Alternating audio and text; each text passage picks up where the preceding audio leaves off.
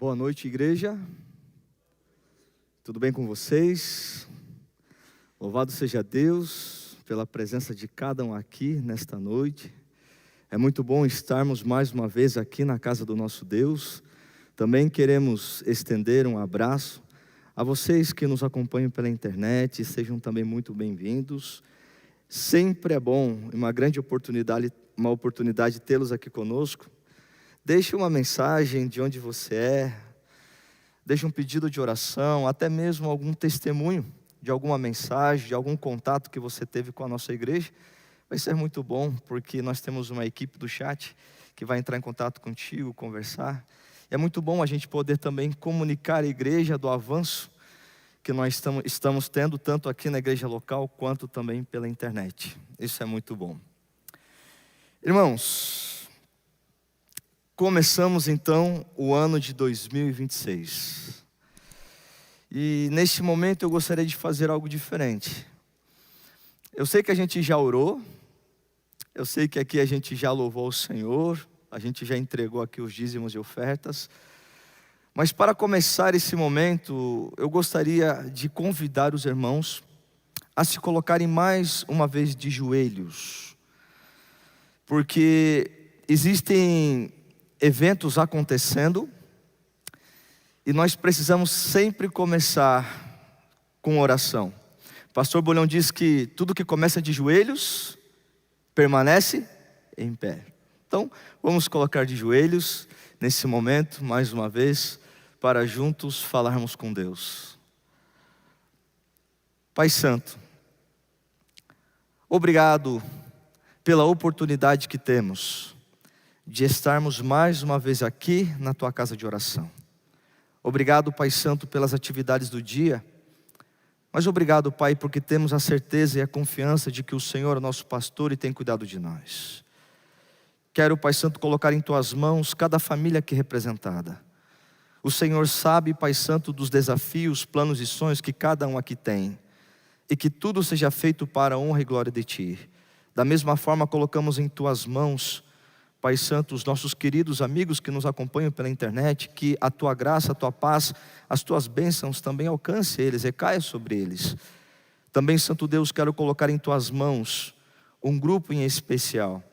No começo do ano, Pai Santo, temos algumas atividades do nosso campo. A equipe da educação, eles fazem alguns encontros, alguns concílios, reuniões, e neste momento nós temos um grupo, Pai Santo, de professores, servidores, funcionários em viagem. Então, Santo Deus, por favor, esteja com eles, acompanha-os, Pai, na sua ida, durante e também na sua volta. Obrigado por tudo mais uma vez. E aqui, Santo Deus, colocamos a nossa igreja em Tuas mãos, para que o ano de 2026 venha a ser um ano, Pai, repleto de bênçãos, conquistas, mas também de pura intimidade com o Senhor. Ao pregar, ao falar, que não venha a ser eu, mas que venha a ser o Teu Santo Espírito, e que o nosso coração e a nossa mente venham estar preparada para ouvir e colocar em prática o Teu ensinamento, em nome de Jesus. Amém.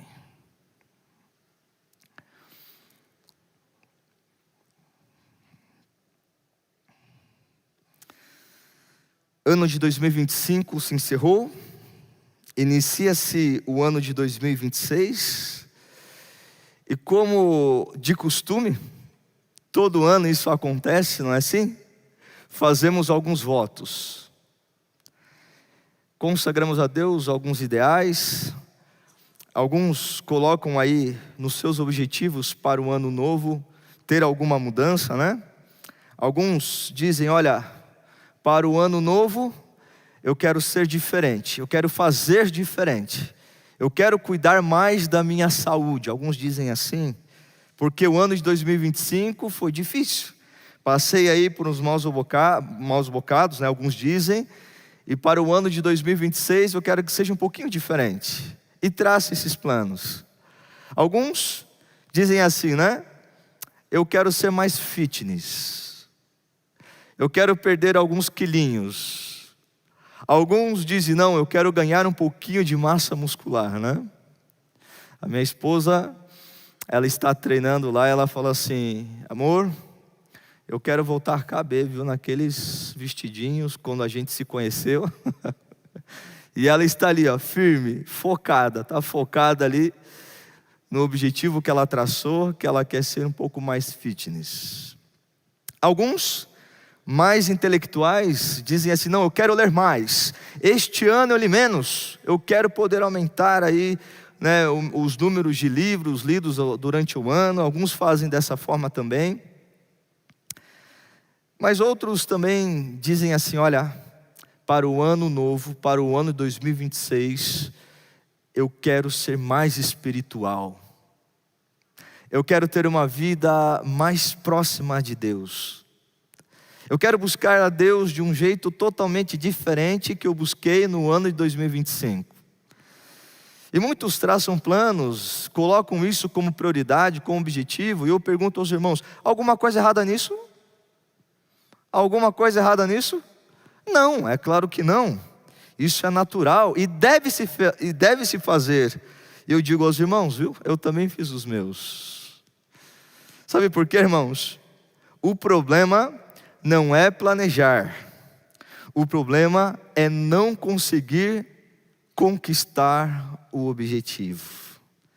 Quantas pessoas idealizam? Quantas pessoas se planejam? Mas passam alguns dias ou até mês, e de repente aquilo que havia planejado, motivado, né? Acabou. Cadê teu entusiasmo, né? Cadê você ali cuidando da sua saúde? Cadê você fazendo exercício? Cadê você lendo? Cadê você buscando? E eu digo aos irmãos, agora é moda, né? O tal do ChatGPT, né? Inteligência artificial. E eu fui curioso. E eu fiz 2 perguntas para o ChatGPT. A primeira pergunta que eu fiz ao ChatGPT é: normalmente, chat, quanto tempo leva para as pessoas desistirem de seus objetivos iniciais? Essa é a primeira pergunta que eu fiz a ele. E vocês querem saber a resposta? Querem saber a resposta? Sim ou não? Então vamos lá. Resposta: de 2 a 3 semanas, normalmente as pessoas levam para deixar de fazer aquilo que havia planejado para o ano novo, para o ano seguinte. E continua: o motivo é que as pessoas começam pelo efeito e não pela causa. Dizem que querem emagrecer, ler mais, até mesmo serem mais espirituais, mas não ajustam a rotina, não lidam com os gatilhos, com o cansaço e até mesmo nem se preocupam com o ambiente. Elas confundem motivação com transformação. E ele continua dizendo assim: olha, motivação é emocional, transformação que é chato. Por quê? Ele tem que ser repetitivo. Ele é invisível no começo. E quando a gente tenta manter aquela rotina, parece que a gente no começo não consegue enxergar os efeitos. E por assim ser, nós muitas vezes deixamos de lado aquilo que planejamos. E ele finaliza essa primeira resposta assim, ó: e quando a empolgação acaba, o plano morre. Olha que frase. E quando a empolgação acaba, o plano morre. E então eu fiz a segunda pergunta. Vocês querem ouvir? Posso continuar? Então vamos lá. A segunda pergunta: por que isso então, chat, acontece? Por que isso acontece? Então ele respondeu: as pessoas não falham porque são fracas, elas falham porque começam mal. Olha que interessante. Vou aqui novamente frisar a resposta. Por que isso acontece de em poucas semanas deixarmos de lado os planos e objetivos que traçamos para o ano seguinte. E o chat deixa bem claro. Por quê? Porque as pessoas, elas não falham porque são fracas, mas elas falham porque começam mal. E a pergunta é: qual é a sua motivação? Qual é a sua motivação? E provavelmente vocês já viram, nós estamos aqui aos domingos em uma série chamada Comece bem. Comece bem. E o chat diz que as pessoas abandonam os seus planos, os seus ideais para o próximo ano, não é porque as pessoas são fracas, mas porque começam o quê? Mal. Começam mal. E queridos, pensando nisso, quero ler com vocês alguns textos que nos motivam e nos dão então a ideia, a sabedoria, e que nos aconselham como nós devemos começar o ano bem. Sabia que a Bíblia diz isso? A Bíblia nos orienta de como nós devemos começar o ano bem. Vamos lá então para os textos. Alguns vocês conhecem, se não todos, né? O primeiro deles, Mateus capítulo 6, versículo 33. Olha o que diz: mas buscai primeiro o reino do quê, irmãos? De quem? Buscai primeiro o reino de Deus e a sua justiça, e todas essas coisas vos serão acrescentadas. Salmo 37, versículo 4. Deleita-te também no Senhor, e Ele concederá os desejos do teu coração. Provérbios capítulo 3, versículo 6. Reconheça o Senhor em todos os teus caminhos. Podemos colocar aqui: reconheça o Senhor em todos os teus planos, em todos os teus objetivos. Quando nós então traçamos planos para o ano seguinte e queremos viver e fazer coisas totalmente diferentes e alcançar também coisas que nós não alcançamos no ano anterior, aqui dá a receita: reconheça o Senhor e todos os teus caminhos, deleita-te no Senhor e Ele concederá os desejos do teu coração. Provérbios 3:6. Reconheça o Senhor em todos os teus caminhos e Ele endireitará as tuas veredas. Deuteronômio capítulo 4, versículo 29, diz assim: então dali buscarás o Senhor teu Deus, e o acharás, quando buscares de todo o teu coração e de toda a tua alma. E Colossenses capítulo 3, versículo 1 a 2, ele diz assim: olha, portanto, se já ressuscitastes com Cristo, buscai as coisas que são de cima, onde Cristo está assentado à destra de Deus. Pensai nas coisas que são de cima e não nas coisas que são da terra. Está aí. É claro que nós temos inúmeros textos na Bíblia mostrando como então devemos fazer o nosso planejamento para começarmos bem. Em suma, nos diz que independente de quais são os seus planos, eles precisam começar sendo consagrados a quem, irmãos? Sendo consagrados a Deus. Isso é importante. Devemos consagrar os nossos planos, os nossos sonhos, entregar nas mãos de Deus para que se cumpra, para que seja segundo o querer dEle, e também comecemos bem e que os objetivos sejam conquistados. Mas, queridos, nós podemos ver também na Bíblia inúmeras pessoas que foram chamadas por Deus, inúmeras pessoas que traçaram planos, e seus planos foram muito bem sucedidos. Mas eu quero aqui nesta noite destacar uma pessoa: o nosso Deus, o nosso Salvador, Jesus Cristo. Jesus Cristo também tinha seus planos, sonhos. Jesus também tinha o seu objetivo aqui na terra. Jesus Cristo, ao chamar os apóstolos, ele sabia o que estava fazendo, porque a sua mensagem deveria ser continuada. O seu ministério não poderia acabar na cruz, mas Cristo queria que os seus discípulos pudessem dar continuidade à pregação da mensagem, para que todos conhecessem Cristo Jesus. E Jesus, o tempo todo, juntamente com os seus discípulos, certificou-se de que as coisas iriam bem e que os seus discípulos começariam o seu ministério também bem. Por quê? Tudo aquilo que começa errado, tudo aquilo que começa errado, E Jesus também se preocupou com isso.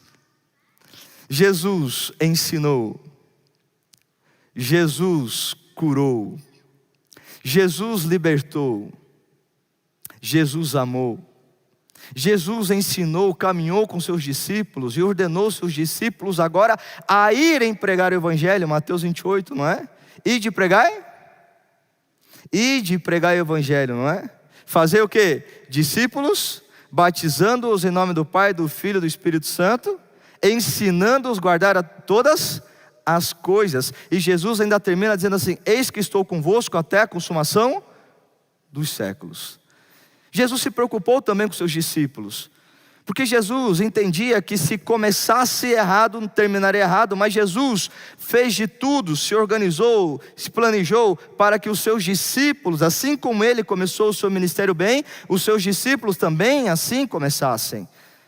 E isso deixa bem claro quando nós vamos lá para o capítulo 1 de Atos. Capítulo 1 de Atos. Abra sua Bíblia, acompanhe comigo. Capítulo 1 de Atos.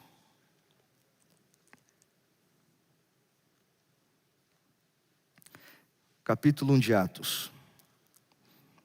Jesus conversa com os seus discípulos, dá as orientações a eles, dizendo então que eles deveriam ir pregar. Só que aqui em Atos capítulo 1, Jesus tem um diálogo um pouquinho diferente. Vamos ler ali desde o versículo 1. Escrevi o primeiro livro, ó Teófilo, relatando todas as coisas que Jesus começou a fazer e a ensinar, até o dia em que, depois de haver dado mandamentos por intermédio do Espírito Santo aos apóstolos que escolhera, foi levado às alturas.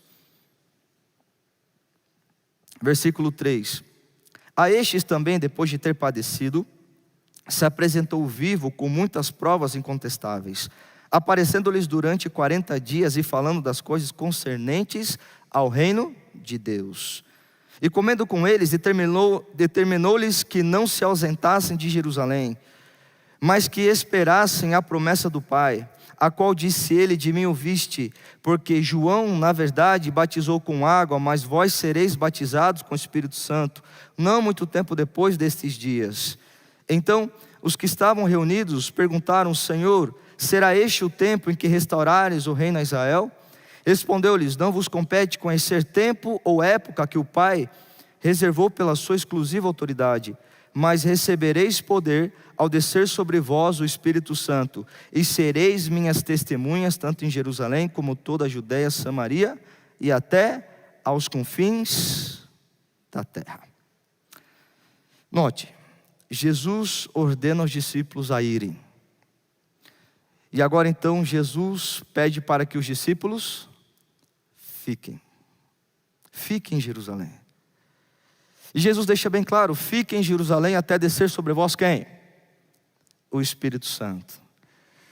E quando nós pegamos ali o livro Atos dos Apóstolos, da irmã White, no capítulo 4, com o título Pentecostes, a irmã White fala muito bem a respeito desse episódio. A irmã White diz que os discípulos, eles ficaram 10 dias reunidos no cenáculo. 10 dias. Eles não ficaram ali ociosos. Eles não ficaram ali dormindo o tempo todo. Eles não ficaram ali com preguiça ou até mesmo indeciso do que deveriam fazer, o que acontecer. Não. A irmã White deixa bem claro que esses 10 dias que os discípulos ficaram ali juntos, eles dedicaram-se para poder conhecer mais a respeito de Cristo, as suas anotações a respeito dos ensinamentos de Jesus, o que Jesus estava falando, o que Jesus estava ensinando. Eles estavam lembrando de tudo que eles haviam visto Cristo fazendo. Eles estavam conhecendo mais a respeito de Cristo e lembrando a respeito de Cristo, até mesmo fazendo comparações com relação a Cristo e a profecia. E como consequência disso, 3 coisas aconteceram com eles. Como consequência disso, 3 coisas aconteceram com eles. Ou melhor, que despertaram nos apóstolos. A primeira, quando os discípulos estavam ali juntos, estudando a respeito de Cristo Jesus. A irmã White diz que a primeira coisa aconteceu com eles. Eles começaram a orar de uma maneira individual. A irmã White diz que eles então começaram ali naquele lugar um quebrantamento. Eles começaram a reconhecer Jesus de um jeito que eles ainda não conheciam. A irmã White diz que eles, ao conhecerem Jesus daquela forma, eles estavam entendendo quem Jesus era e quem eles de fato eram. Eles queriam agora, naquele momento, reconhecer Jesus através do seu quebrantamento, pedindo perdão ao Senhor, se humilhando, confessando os seus pecados. A irmã White diz no livro, no capítulo 4, que se eles naquele momento pudessem, eles dariam tudo para ter alguns momentos a mais com Deus, porque enquanto eles andavam com Jesus, eles não tinham compreendido. E um segundo momento, então, uma segunda situação começou a acontecer com eles. Eles começaram a olhar para uns para os outros. E começaram a parar as arestas. Começaram a entender a importância da unidade, de viverem juntos, de viverem o ministério que Deus havia concedido ao grupo. E quando eles entenderam isso, a irmã diz que eles começaram a parar as arestas. Eles começaram a se perdoar. Eles começaram a conversar e tomaram uma decisão de que eles deveriam viver juntos, viver o ministério juntos. Eles então decidiram deixar tudo que é indiferença de lado, e agora então eles colocaram a unidade, o servir, o ministério junto. E a terceira coisa que aconteceu ali, a irmã White diz, depois de ter quebrantado o coração, depois de ter entendido a importância da unidade, a irmã White diz que eles começaram a orar pela promessa. E qual é a promessa que Deus havia dado a eles? O batismo do Espírito Santo. Quando começou a acontecer no coração desses apóstolos o quebrantamento, a unidade e a busca pela promessa, a irmã White diz então que o Espírito desceu. O Espírito desceu. Isso mexe muito comigo, queridos, porque Jesus, ele entendia que se os seus apóstolos saíssem para fazer a missão, saíssem para pregar o evangelho, sem ter antes se quebrantado, entendido o propósito e recebido o Espírito Santo, eles não conseguiriam concretizar a promessa, e assim eles começariam o seu ministério. Como que eles começariam o seu ministério? Como, irmãos? Errado. Eles não conseguiriam concretização da promessa. Eles não conseguiriam avançar, sabe por quê? Porque não é por força, não é por violência, mas é pelo Espírito. É pelo Espírito. Antes que os discípulos pudessem ir, Jesus ordena que eles fiquem, para que o Espírito Santo tomasse posse deles. E quando aquilo ali de fato aconteceu, os seus discípulos estavam aptos para ir. E quando foram, qual foi o resultado, irmãos? Qual foi o resultado?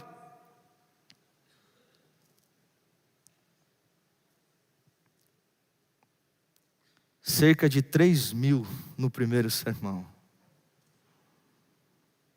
E daí você vai passando algumas páginas, aparece lá que a igreja crescia para 5.000. E daí você vê que a igreja crescia, sabe por quê? Porque por mais que os apóstolos estivessem ali falando, era o Espírito agindo. E sabe, queridos irmãos, muitas vezes nós não conseguimos a realização dos nossos sonhos e objetivos, é porque nós muitas vezes queremos fazer as coisas da nossa própria vontade e do nosso jeito. Quantas vezes nós começamos o ano bíblico e demora alguns dias, a gente nem lembra mais de ano bíblico. Quantas vezes nós queremos fazer a vontade de Deus, viver um ano totalmente dedicado a Ele, mais envolvido, participando mais das coisas, alcançando almas para Cristo. E deixa eu abrir um parênteses aqui, deixa eu perguntar aos irmãos, não precisa levantar a mão, tá? Quem aqui, pensa no seu coração, quem aqui, dentro dos seus planos para 2026, colocou assim: Senhor, me ajuda pelo menos uma alma no ano de 2026. Uma alma só, Senhor. Quem aqui colocou isso? Opa, já vi uma mão ali, mas não precisa. Quem aqui colocou isso? É porque muitas vezes nós queremos colocar a nossa vontade. Muitas vezes nós queremos colocar o que de fato importa a nós. E nós esquecemos de que nós não mais vivemos para si, agora vivemos para Cristo. E quando nós vivemos para Cristo, nós entendemos que precisamos consagrar a Ele os nossos planos e sonhos, mas que tenha um propósito nisso. Qual é? A salvação de almas. Eu volto a perguntar, quem aqui, irmãos, para o ano de 2026, colocou como propósito e objetivo ganhar pelo menos uma alma para Jesus?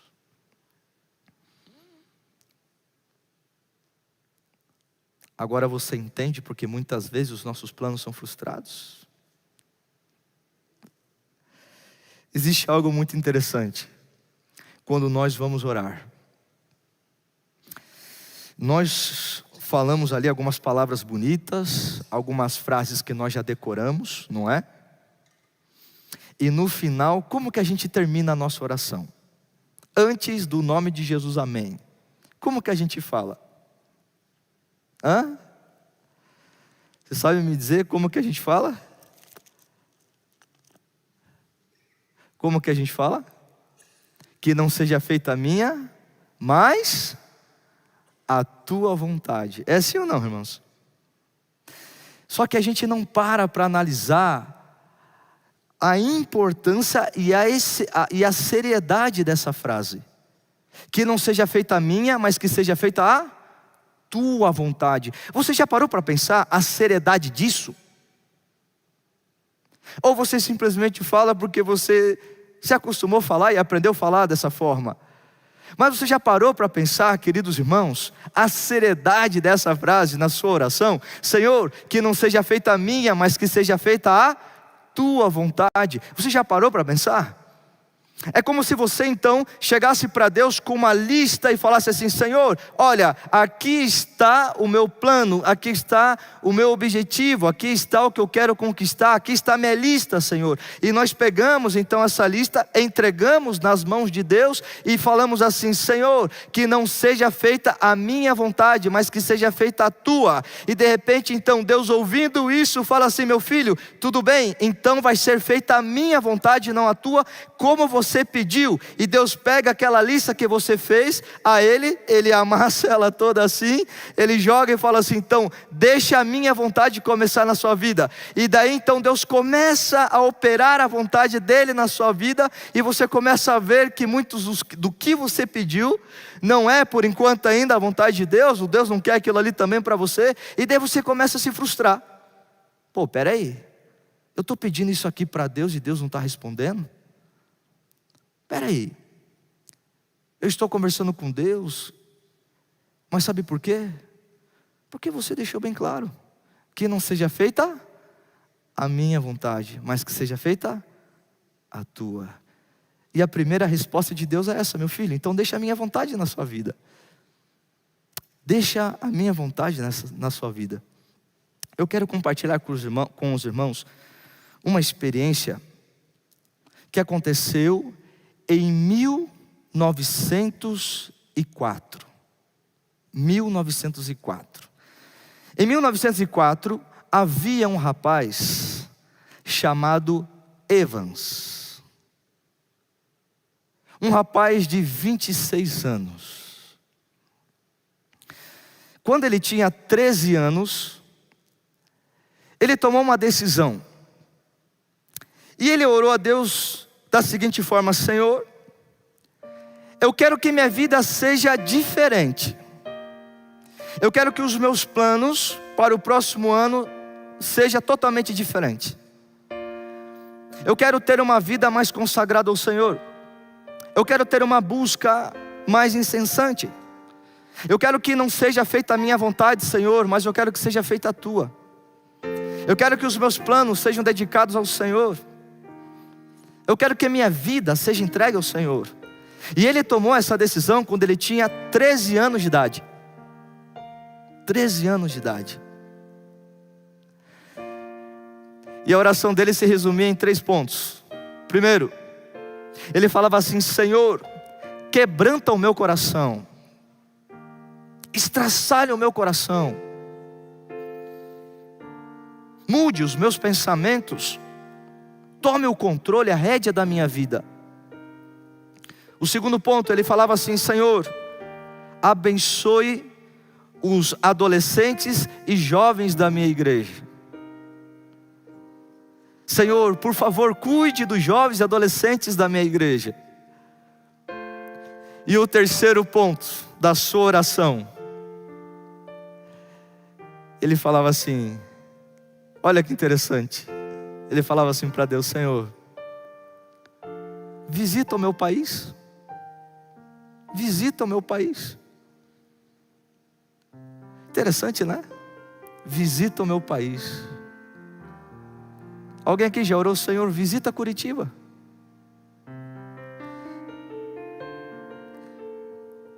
Visita, eu sou de Paranaguá, minha família é de lá, nasci lá. Visita Paranaguá, visita o Paraná, visita o Brasil. E queridos, ele não orou dessa forma uma vez, nem 2, nem 3. Ele orou desse jeito por 13 anos. Por 13 anos. Senhor, toma o controle da minha vida. Senhor, abençoe os jovens e adolescentes da minha igreja. Mas também, Senhor, por favor, visite o meu. Repita comigo: Senhor, visite o meu. Se você quer que o Senhor visite o nosso país, diga aí com grande brado, né? Com força: Senhor, visite o meu. Senhor, visite o meu país. E assim ele falava em sua oração por 13 anos. Ele estava com 13 e agora com 26 anos. Um dia ele foi convidado para poder contar o seu testemunho em uma convenção de jovens da sua igreja. E quando então chegou o momento, ele contou tudo o que ele fazia, o motivo da oração, as coisas que ele estava fazendo, a busca que ele estava tendo com relação a Deus. O pedido que ele fazia ao Senhor: que não seja feita a minha, mas que seja feita a tua vontade. Ele pedia para Deus há anos. E quando ele terminou de testemunhar, cerca de 16 jovens que estavam lá ouvindo o seu testemunho, também decidiram fazer o mesmo. E naquele momento, os 16 jovens que ouviram o testemunho de Evans, aceitaram Jesus e se batizaram. Só que olha que interessante, mal sabia Evans que Deus estava atendendo o seu pedido.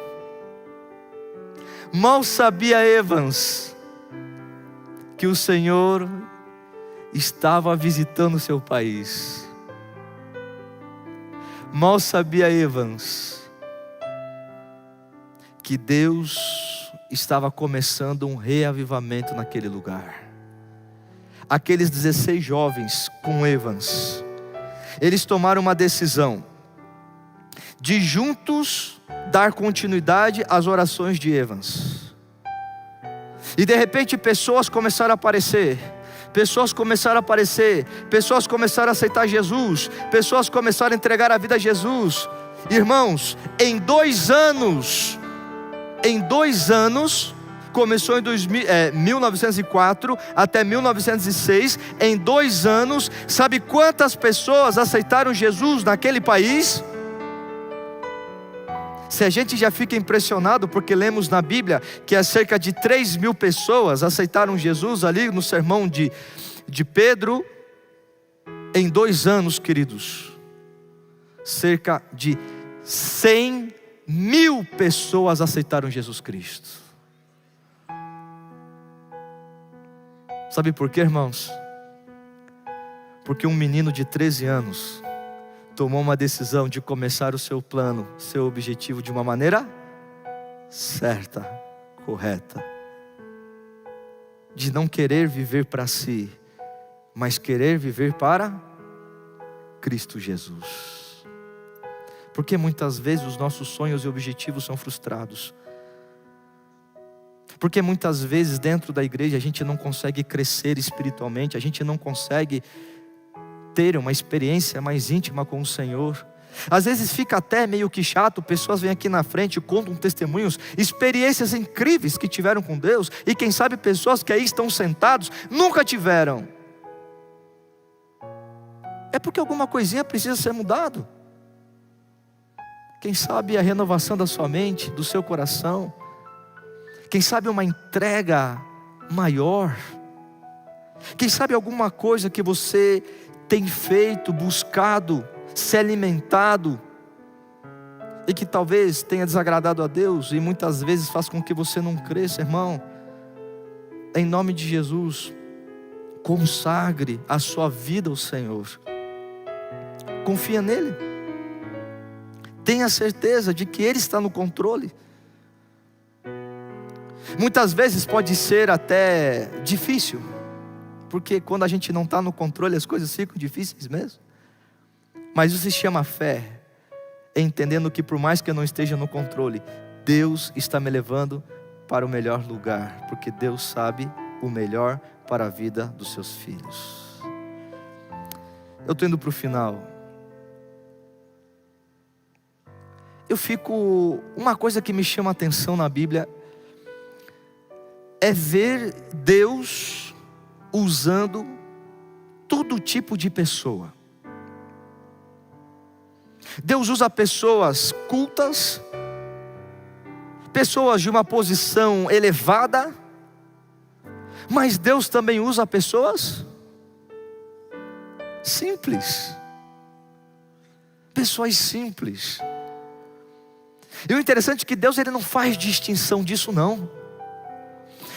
Deus ele usa quem Ele quer, da forma que Ele quer, mas todas as pessoas que Deus usa são pessoas que estão com o coração aberto a Ele, pessoas que se entregaram a Ele, pessoas que colocaram Deus em primeiro lugar, pessoas que falaram assim: Senhor, eu não sei como, não sei quando e nem sei onde, mas eu sei que aqui estou, me usa, me envia, onde o Senhor mandar eu vou. E eu fico muito impactado com isso. Deus usou até um animal, né?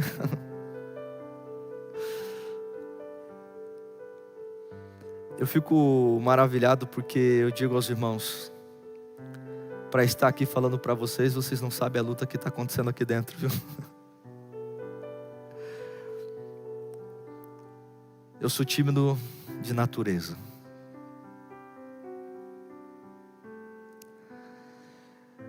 E muitas vezes eu cheguei para Deus e falei: Senhor, tem certeza que é isso que o Senhor quer para a minha vida? Às vezes quando termina o sermão aqui, eu não vou lá fora me despedir dos irmãos, não é por maldade, viu, irmãos? É porque eu não sei o que acontece depois que eu termino o sermão, parece que os meus músculos ficam todos enrijecidos. E quando eu termino de pregar, sabe, vem aquele cansaço assim que você fala: Senhor, eu só quero se ajoelhar, quero agradecer, mas eu quero ficar um tempo aqui só respirando. É assim que acontece, viu? Vocês não têm noção. E muitas vezes eu ficava ali: Senhor, é isso mesmo? É isso mesmo? Poxa, Senhor, tem tantas pessoas aí com habilidades, oratória e tudo mais, é isso mesmo?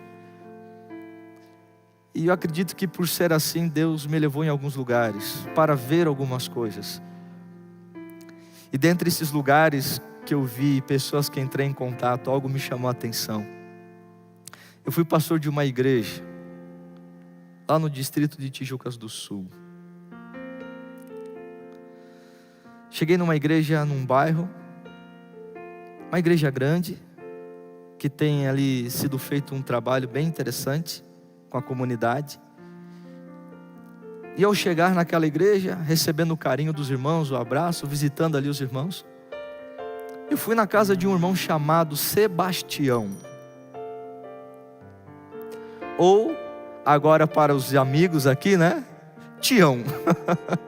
Tião. O Tião, ele é analfabeto. Analfabeto mesmo. O Tião, ele não sabe nada. A gente até tentou ajudá-lo, mas não sabe mesmo. E a sua esposa, na época, já falecida, mas na época também tinha muita dificuldade de leitura.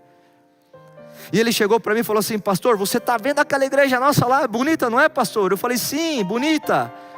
Ele falou: então deixa eu te contar a minha história, pastor. E se eu falar para você que Deus me usou para que eu começasse a pregação do evangelho aqui nesse bairro?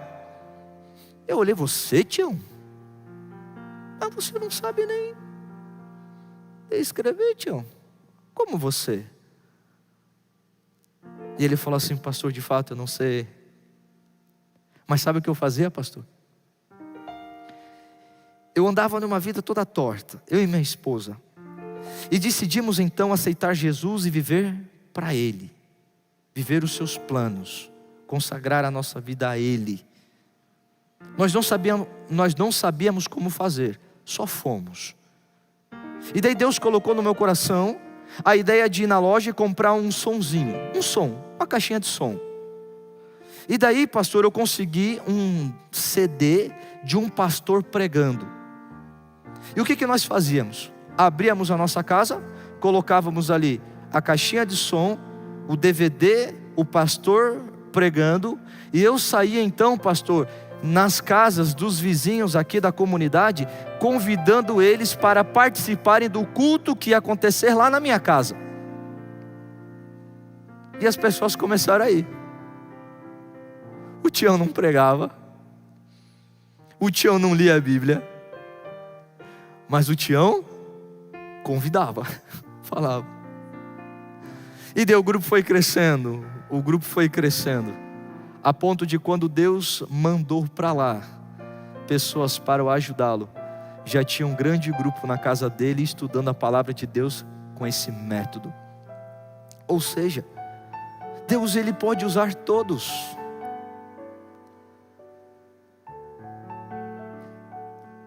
Deus pode te usar, meu irmão.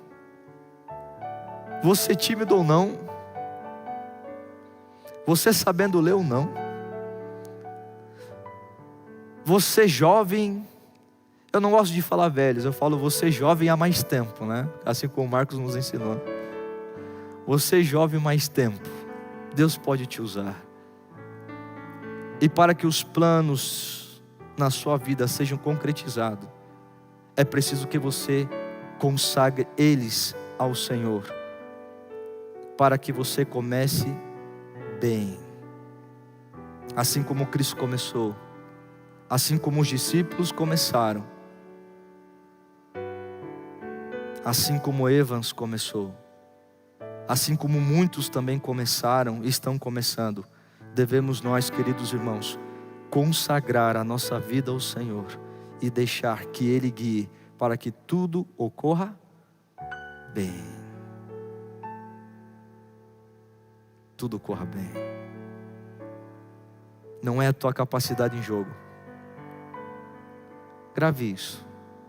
Não é tua capacidade em jogo, mas é o teu coração disposto. Vou falar novamente. Não é tua capacidade em jogo, mas é o teu coração disposto a fazer a vontade de Deus. E o meu apelo para vocês aqui nesta noite: como vai ser o nosso ano? Como vai ser o nosso ano? Será que vai ser mais um ano? Entra ano, sai ano, vou ficando mais velho, é assim que acontece? Ou será que nós também podemos marcar a história desta igreja com o ano de 2026 revolucionário, de reavamento e da pregação do Evangelho para a honra e glória de Deus. Sim ou não, irmãos? Podemos? Podemos? Podemos ver mais almas sendo ganhas para Cristo aqui nessa igreja, sim ou não? Podemos ou não, irmãos? Podemos ver aqui nessa igreja mais vidas sendo transformadas, sim ou não? Podemos também, irmãos, ver aqui nesta igreja mais pessoas tendo o desejo e a vontade de servir ao Senhor, sendo um missionário, sendo um instrutor bíblico, sendo um evangelista, sendo uma pessoa que vai atrás de almas para Cristo. Podemos ou não podemos? Sim ou não, irmãos? Podemos ver aqui nesta igreja dupla de oração, porque a gente sabe que não é por força humana, mas é com o joelho no chão. E entendendo isso, nós do departamento de evangelismo, queridos, e missão, nós estamos já nos organizando, porque precisamos começar também dessa forma, com o joelho no chão. Nós vamos preparar uma vigília de oração. A ideia era que começasse com os líderes, mas alguns irmãos, conversando com alguns irmãos, conversando com Deus, eu acho que é importante a gente também abrir para quem quiser. Sabe por quê? Irmãos, a gente não pode começar o ano de qualquer jeito.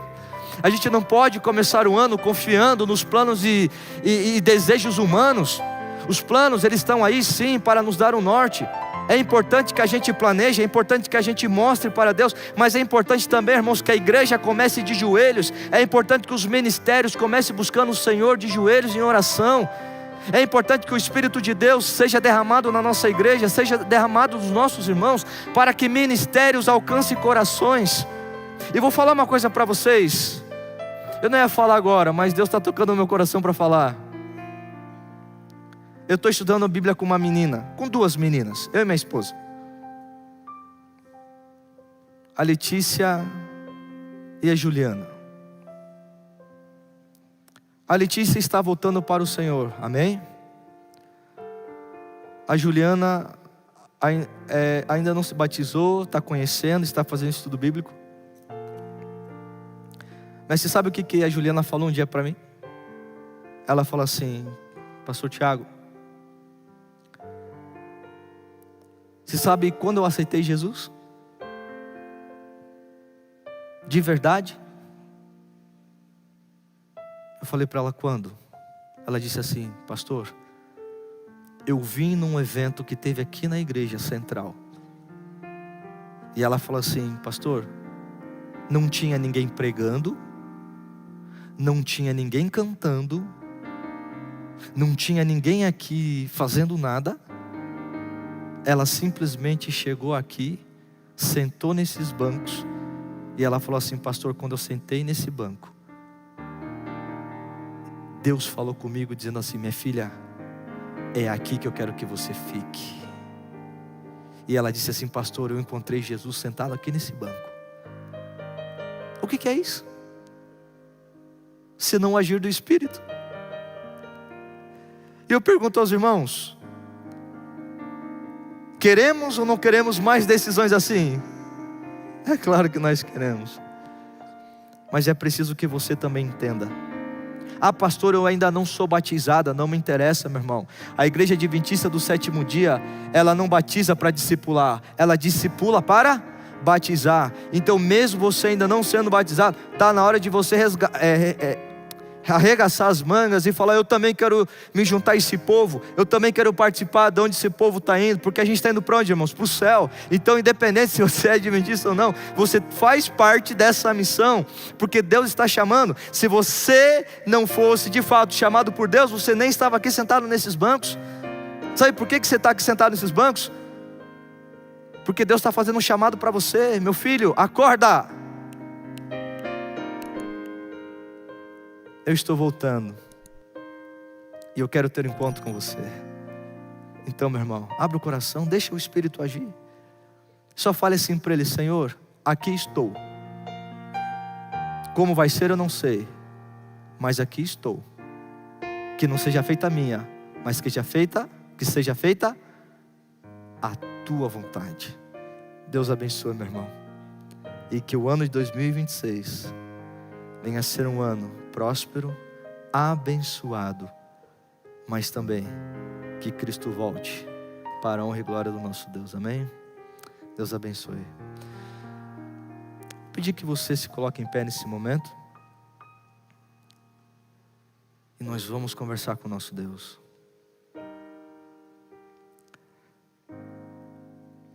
Querido bom Deus,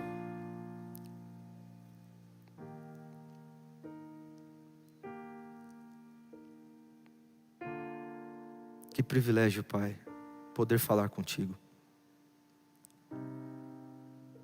Que privilégio, Santo Deus, fazer parte de um povo que prega, que alcança almas, mas também que aguarda a volta do Senhor Jesus Cristo. O Senhor sabe, Pai, nós somos falhos, pecadores, imperfeitos. Somos todos errados, Pai. Até mesmo querendo acertar, a gente erra. Nós não temos forças para nada. Tentamos muitas vezes e caímos, nos ferimos, nos machucamos. Mas nós te louvamos, Pai, porque o Senhor, sabendo que nós somos, o Senhor nos ama. O Senhor derrama a Tua misericórdia em nossa vida. E através da Tua graça, a graça de Cristo Jesus, nós somos perdoados, mas também impulsionados para levar esta cura, este evangelho, esta salvação também para aqueles que ainda não conhecem. Pai Santo, tivemos vários momentos aqui nesta igreja especiais no ano de 2025.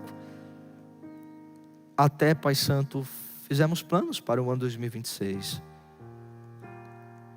Mas, Pai, nós queremos começar bem.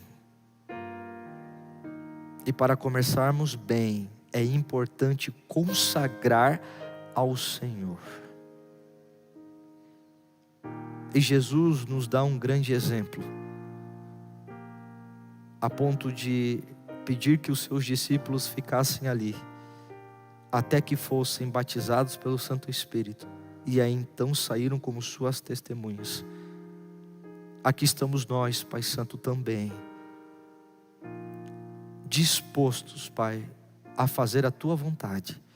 Então batiza-nos com Teu Santo Espírito, instrua-nos, Pai, habilita-nos a sairmos em prol da salvação de almas.